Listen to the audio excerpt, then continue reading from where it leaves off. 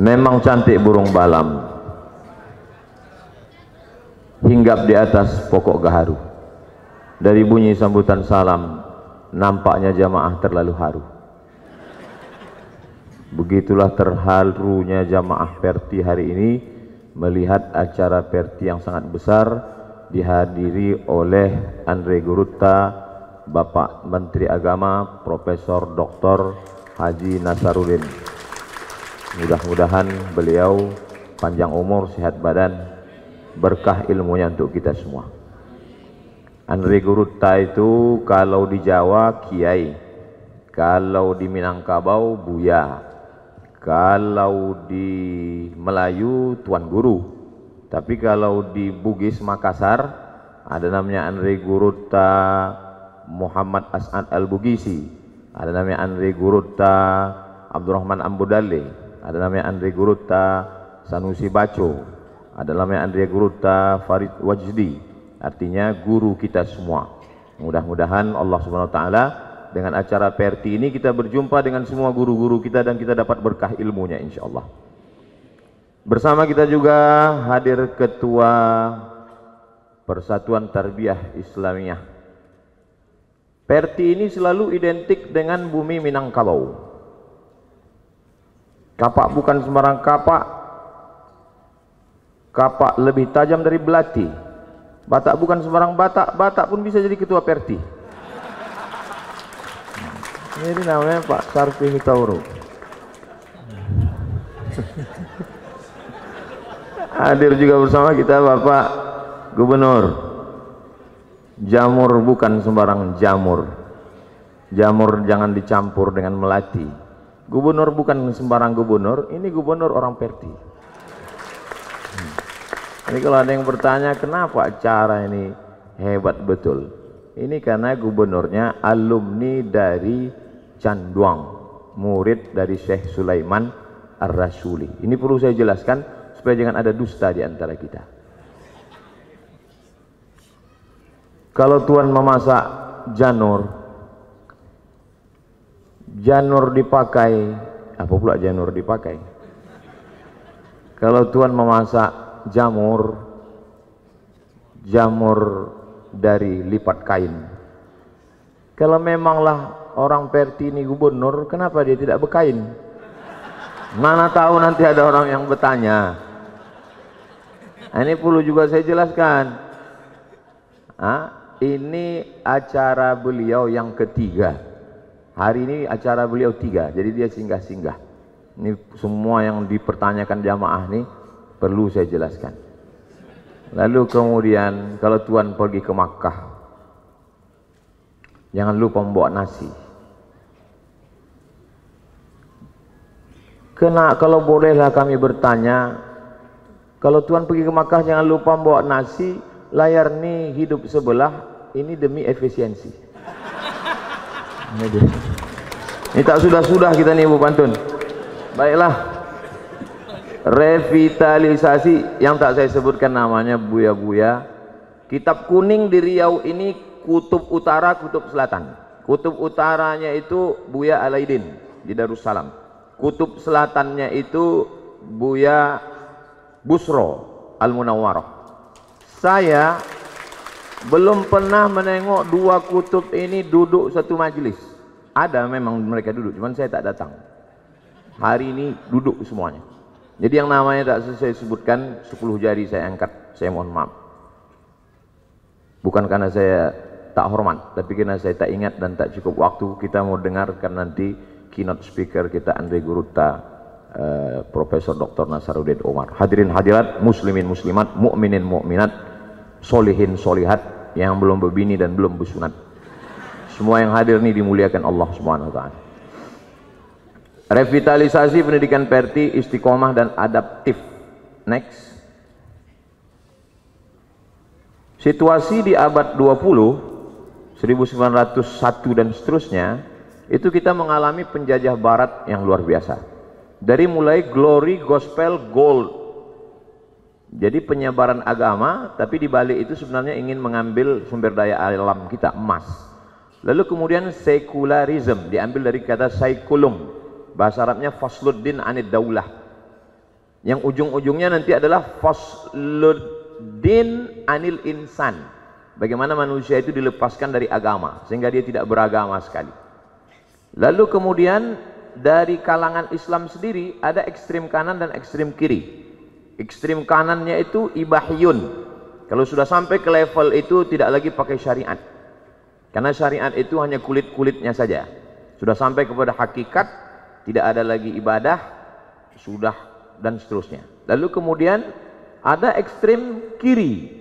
Inilah dia harakah Wahabiyah yang dinisbatkan kepada Muhammad bin Abdul Wahab. Nah, di tengah pergolakan dunia yang seperti ini, di mana posisi Perti? Kita dijajah Belanda, Malaysia, Singapura, Brunei Darussalam dijajah oleh Inggris, lalu kemudian negara-negara Timur Tengah juga tidak luput. Di mana posisi Perti di awal? Karena kalau kita tidak mengerti kronologis asbabun nuzul, asbabul wurudnya ini, kita bingung kenapa Perti mesti ada. Next. Maka lahirlah ulama-ulama yang luar biasa. Itu dari, saya urutkan dari mulai yang paling tua sebelah kiri, itu adalah Syekh Kiai Haji Ahmad Dahlan yang mendirikan Persatuan Muhammadiyah pada tahun 1912. Lalu kemudian Kiai Haji Mbah Hadratus Syekh Hashim Ash'ari mendirikan Nahdlatul Ulama. Kemudian sebelahnya lagi adalah Syekh Sulaiman Ar-Rasuli Inyak Canduang. Kemudian yang bawah kiri itu Inyak Jaho. Kemudian lagi sebelah kanannya yang tengah itu adalah Syekh Hasan Maksum. Kemudian yang berikutnya adalah Syekh Muhammad As'ad Ambudale, pendiri Pondok Pesantren As'adiyah, tempat guru tak belajar di Sengkang. Saya sudah sampai tausiah bersama para santri di sana. Ini para ulama-ulama yang menggerakkan waktu itu. Kenapa tidak saya kasih nama? Ini sebetulnya awalnya saya mau ngetes jamaah, tahu tak ini. Cuman setelah sampai di atas ini tak enak pula kita ujian kan. Tapi bahannya nanti boleh dikopi untuk nguji murid-murid. Ini semua mereka ini itu semuanya muaranya adalah Makkah. Muaranya adalah Makkah. Kesemua mereka ini kiblatnya ilmunya Makkah. Maka jangan heran nanti kalau kita pergi kemanapun itu kurikulumnya itu sama. Dari mulai matan Al-Ajurrumiyah, naik Kawakib Durriyah, naik Al-Imriti, naik Alfiyah Ibni Malik, Syarah Ibni Aqil. Kok bisa sama? Itu tadi yang disebut dengan one kurikulum itu, satu kurikulum. Karena memang mereka dari lembaga yang sama. Hadratus Syekh Muhammad Hashim Ash'ari berguru kepada Syekh Ahmad Khatib Al-Minkabawi. Syekh Sulaiman Ar-Rasuli sanadnya juga pada Syekh Ahmad Khatib Al-Minkabawi. Yang satu dari Jawa, yang satu dari Minangkabau. Kemudian Syekh Hasan Maksum sanadnya juga kepada Syekh Ahmad Khatib Al-Minkabawi, pulang ke Sumatera Utara, diangkat oleh Sultan Delhi menjadi imam besar Masjid Raya dan mufti kerajaan Melayu Delhi. Murid-muridnya inilah yang mendirikan Al-Jam'iyatul Wasliyah. Kemudian murid-murid Syekh Hadratus Syekh Hashim Ash'ari, Mbah Wahab Hasbullah, Syekh Bisri Sansuri mendirikan Nahdlatul Ulama. Kemudian Inyak Canduang, Inyak Jaho mendirikan Persatuan Tarbiyah Islamiyah. Makanya pernah ada satu acara di Kubang, datang seorang bertanya ke saya, Ustadz ini sebetulnya alirannya apa? Kata dia. Kenapa kau bertanya begitu? Karena kami tengok Ustadz di Al-Wasliyah bagian dakwahnya, di Perti bagian fatwanya, di NU sekretaris lembaga Bahasul Masail NU, di Muhammadiyah Ustadz penasehat lazismu. Sebetulnya aliran Ustadz apa? Terus saya tanya balik, kau siapa? Saya Intel, kata dia. Rupanya dia mau ngasih laporan ke atas. Jadi intel-intel perlu juga paham ini, supaya dia bisa tahu, paham, oh bahwa sebenarnya semua ormas ini muaranya satu, bahwa mereka ini berdiri ya untuk menjawab tantangan tadi, menjawab tantangan waktu awal abad 21 itu. Next. Di mana titik temu antara tokoh-tokoh tadi? Titik temunya di mana? SI 1905, Muhammadiyah 1912, NU 1926, PRT 1928, Al-Wasliyah 1930. Untuk apa mereka buat banyak-banyak? Mereka punya titik temu. Pertama, akidahnya Asy'ari. Wujud, qidam, baqa, mukhalafatul hawadisi, qiyamuhu binafsihi wa daniyah, qudrat ilmun hayat, sama basar kalam. Dari mulai matan Aqidatul Awam, Jala'ul Afham, berbeda pondok mungkin berbeda. Lalu kemudian Al-Husunul Hamidiyah, Ad-Dasuqi ala Ummil Barahin, bermazhab dalam fikih Syafi'i kita. Kemudian tasawufnya Imam Abu Hamid Al-Ghazali, Junaid Al-Baghdadi, Abu Hamid Al-Ghazali. Kitabnya bersanad, kitabnya kitab turas. Kemudian mendirikan pondok pesantren, mendirikan wadah organisasi. Dan mereka ini adalah pada tokoh pada zamannya. Setiap zaman ada tokohnya, setiap masa ada orangnya, setiap orang ada masanya, silih berganti. Dan kemudian persamaan-persamaan inilah yang membuat mereka tetap eksis hidup sampai hari ini. Terus sikap Perti terhadap penjajahan. Bagaimana sikap Perti? 1932 Inyak Candong menolak organisasi sekolah. 1937 Inyak Candong menolak kawin bercatat, karena itu untuk memudahkan data Belanda. 1939 Kepanduan Al-Ansor. 1943 Majelis Islam Tinggi Minang. 1947 Laskar Muslimin Indonesia. Jadi mereka dulu bukan hanya sekedar mengajar kitabul jihadi, tapi mereka memang betul-betul berjihad, berperang mereka melawan Belanda. Mudah-mudahan usulan pahlawan nasional untuk Inyak Candong ini insya Allah dikabulkan pemerintah, insya Allah. Lalu kemudian MTI sebelum Perti. Jadi kita lebih dulu Madrasah Tarbiyah Islamiyah. Makanya MTI Tanjung Berulak lebih tua daripada pendirian Persatuan Tarbiyah Islamiyah. Kenapa? Bukan ormas yang mendirikan pondok, tapi pondok itulah yang melahirkan buya-buya, dan buya-buya itulah yang mengeluarkan ormas. Nah, sehingga ormasnya itu berdasarkan kitab, berdasarkan ilmu pengetahuan. Syekh Muhammad Wali yang dikenal dengan Syekh Muda Wali dari Aceh, dan Tengku Hasan Krungkali itu menetapkan pada tahun 1957 tanggal 14 Oktober di Bogor, beliau menetapkan bahwa Presiden Soekarno adalah waliul amri ad-daruri bisyaukah. Karena waktu itu mereka menganggap Presiden Soekarno ini ilegal. Kalau Presiden Soekarno ilegal berarti semua orang yang menikah yang diwalikan oleh wali hakim, karena sultan-sultan tak ada. Maka kata Syekh Muda Wali bahwa Presiden Soekarno itu adalah wali al-amri ad-daruri bisyaukah. Maka Presiden mengangkat Menteri Agama mengangkat Kanwil mengangkat kepala kantor kementerian daerah, kota, kemudian KUA bisa menikahkan. Kenapa? Fas-sultanu waliyun man la waliyalah. Nah, jadi zaman itu memang sudah ada ingin mengesampingkan Islam, maka diangkatlah ini perjuangan orang Perti, Syekh Muda Wali. Lalu kemudian munculnya tidak bermazhab, anti mazhab, maka ditegaskan agak unik memang Perti. Kalau yang lain itu tiga: bermazhab akidah Asy'ari, berfikih Hanafi, Maliki, Syafi'i, Hambali, bertasawuf Junaid Al-Baghdadi dan Muhammad Al-Ghazali. Tapi Perti khas, berakidah Asy'ari, berfikih Syafi'i, bertasawuf Junaid Al-Baghdadi dan Muhammad Al-Ghazali, dan bertarekat Naqsyabandi. Maka waktu ulang tahun Perti Tanjung Berulak saya sampaikan, kalau ada pengurus Perti yang tidak Naqsyabandi dan belum bersuluk, berarti bukan orang Perti. Rupanya ketua tersinggung. Habis itu beliau ngajak bersuluk. Akhirnya kami bersuluk bulan Ramadan ke tempat Syekh Alaidin. Syekh Alaidin anak kandung dari Syekh Adarus.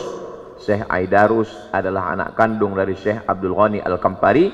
Syekh Abdul Ghani Al-Kampari memang di spesialisasinya di bidang tarekat Naqsyabandiyah, maka Syekh Mudawali itu mengambil baiat tarekat Naqsyabandiyah dari Syekh Abdul Ghani Al-Kampari. Makanya kalau ada orang bertanya ke saya, kami mau bertarekat Pak Ustadz, kami mau berzikir Pak Ustadz, saya bilang pergi ke Kabun, baiat di sana, ambil suluk. Saya tak sanggup Pak Ustadz, suluk ini 40 hari 10 hari, minta suluk ekspres, suluk khusus. Lalu kemudian tarekatnya Syekh Bahauddin An-Naqsyabandi. Kebetulan kami dengan Buya Alaidin bulan lalu, beberapa bulan yang lalu, kami pergi ke Tasken. Dari Tasken kami naik kereta api ke Samarkand. Dari Samarkand kami pergi ke Hartang, makan Imam Bukhari. Setelah itu kami ke Bukhara. Di Bukhara kami ziarah kepada para mursyid, guru-guru, makam-makam, diantaranya makam Syekh Bahauddin An-Naqsyabandi. Maksud saya ini orang Perti yang mau mengadakan ziarah, dibuatlah nanti. Nah, ongkos tanggung masing-masing. Baik, lanjut.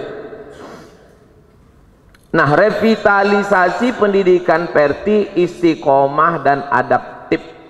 Apa yang perlu kita lakukan? Yang pertama, menginventarisir kitab turas. Turas artinya kitab klasik. Kalau sekarang disebut istilah kitab kuning. Kitab kuning ini populer istilahnya di Jawa, lalu kemudian menyebar ke seluruh Nusantara. Kitab kuning karena memang kertasnya itu dibuat dari ubi sehingga warnanya kuning. Dan ketika beberapa santri kuliah ke Kairo, buku itu dicetak oleh Darul Fikri Beirut, kertasnya putih. Sampai di sana dia cari mana kitab kuning. Kitab kuning itu adalah kutub at-turas. Jadi kita sebut istilah turas atau kitab kuning yang digunakan di pondok-pondok Perti, karya ulama klasik dan ulama Perti.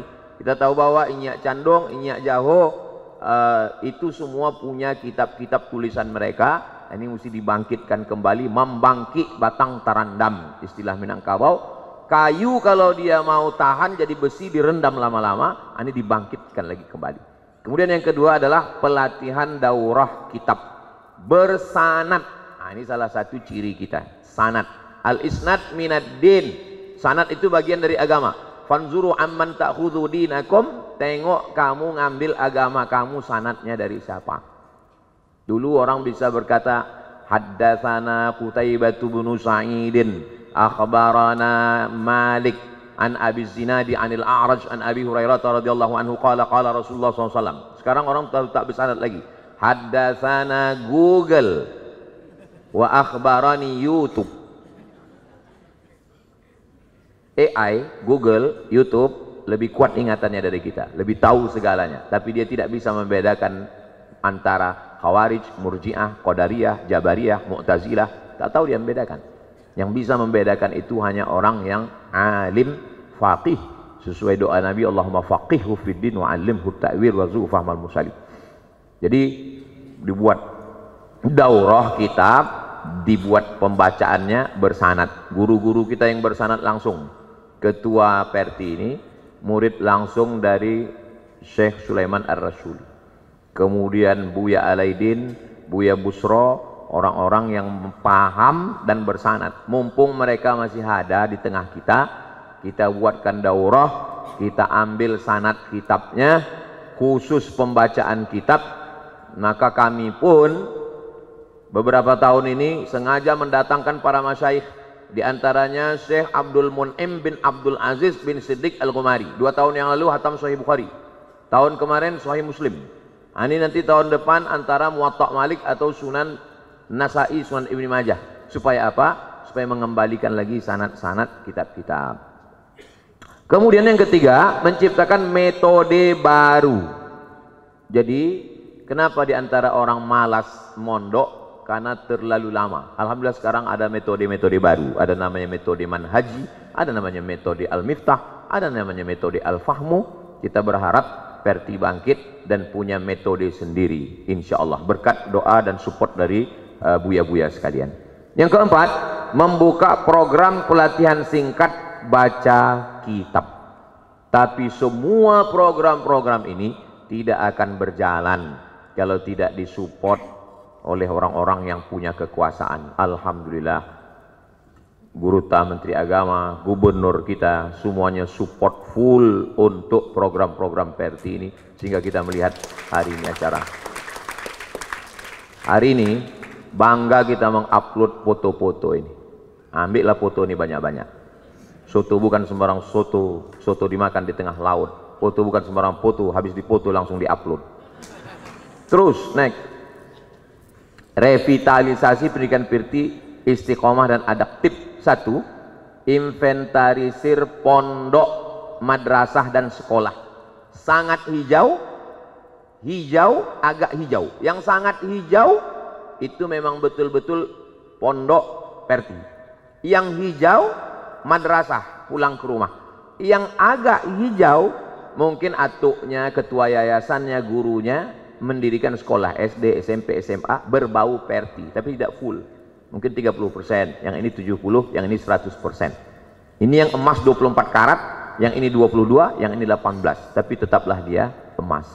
Lalu kemudian yang kedua, evaluasi penerapannya dengan event musabaqah qiraatul kutub.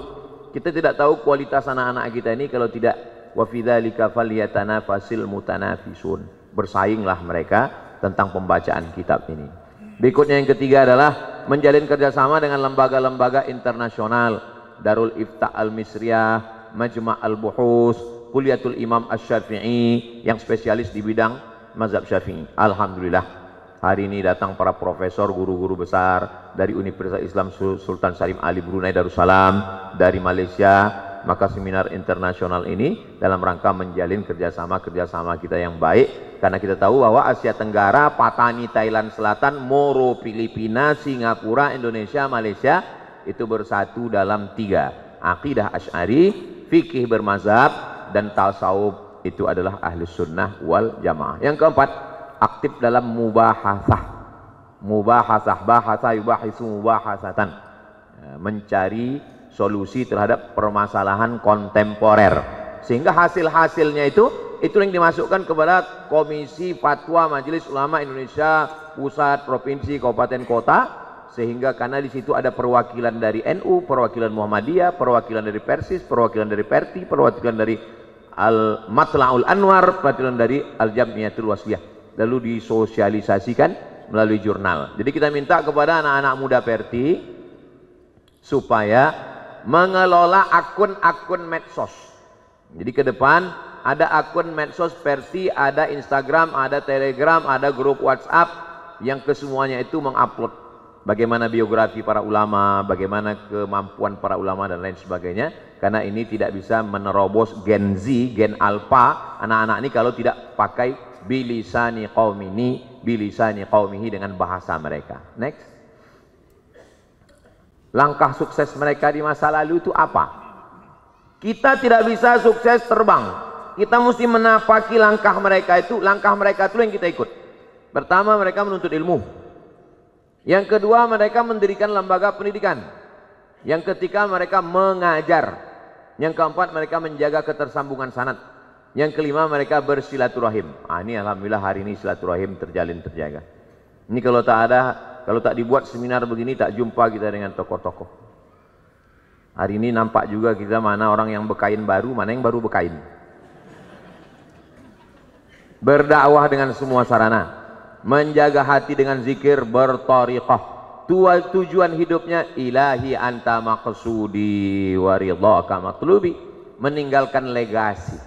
Harimau mati meninggalkan belang, gajah mati meninggalkan gading, manusia mati meninggalkan nama. Inyak candong, inyak jaho, ulama-ulama meninggalkan nama. Kira-kira nama apa yang mau kita tinggalkan?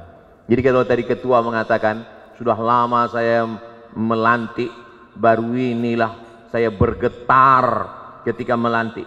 Saya pun bisa juga menjawab, saya banyak organisasi saya ikut, baru inilah saya bergetar menengok tiang itu besar kali.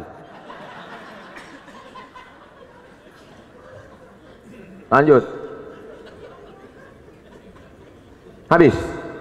Itulah yang dapat saya sampaikan pada khutbah. Saya khutbah nikah pernah, khutbah Idul Fitri pernah, khutbah Idul Adha pernah, khutbah yang belum pernah khutbah apa namanya ini? Khutbah iftitah. Ini khutbah iftitah ini bid'ah. Tapi karena perti idza wafaqa sunnah, kalau bid'ah itu bersesuaian dengan sunnah, fa bid'atu huda, kata Imam Syafi'i. Memang dia bid'ah tapi bid'ah hasanah. Tapi kalau khalafas syariah, khalafas sunnah, bertentangan, fa bid'atu dhalal. Maka jadi kita tidak perlu takut dengan bid'ah, karena yang pelaku bid'ah itu Allah Ta'ala, badi'us samawati wal ard, Allah maha bid'ah. Itulah yang dapat saya sampaikan pada kesempatan yang baik. Banyak waktu saya ambil, saya mohon maaf. Saya tutup dengan pantun penutup, menangkap puyuh di Bukit Selasih. Thank you dan terima kasih.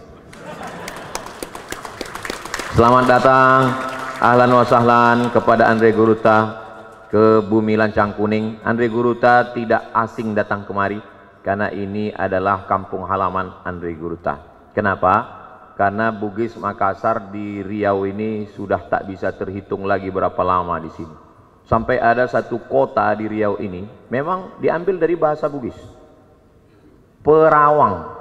Itu asalnya perawan. Yang ngomong gitu bukan saya, yang ngomong gitu ketua KKS, Persatuan Masyarakat Bugis Makassar yang ada di Riau, namanya Daeng Yusuf. Kalau tak percaya tanya sama Daeng Yusuf nanti. Ahlan wa sahlan, selamat datang. Kami sangat berbahagia, kami sangat, beberapa hari sebelum ini di mana-mana di-share orang bahwa Menteri Agama akan hadir. Setelah mereka share, balik tanya ke saya pula yang cemas. Hadir apa tak hadir ini? Alhamdulillah hadir. Setelah kedatangan Guruta ini, tenanglah tidur kami, lelaplah makan kami. Tidur lelap, makan kenyang. Terima kasih atas segala perhatian. Mohon maaf atas segala kesilapan dan kekhilafan. Aku qouli hadza astaghfirullah li wa lakum. Terima kasih, jazakumullah khairan. Wassalamualaikum warahmatullahi wabarakatuh.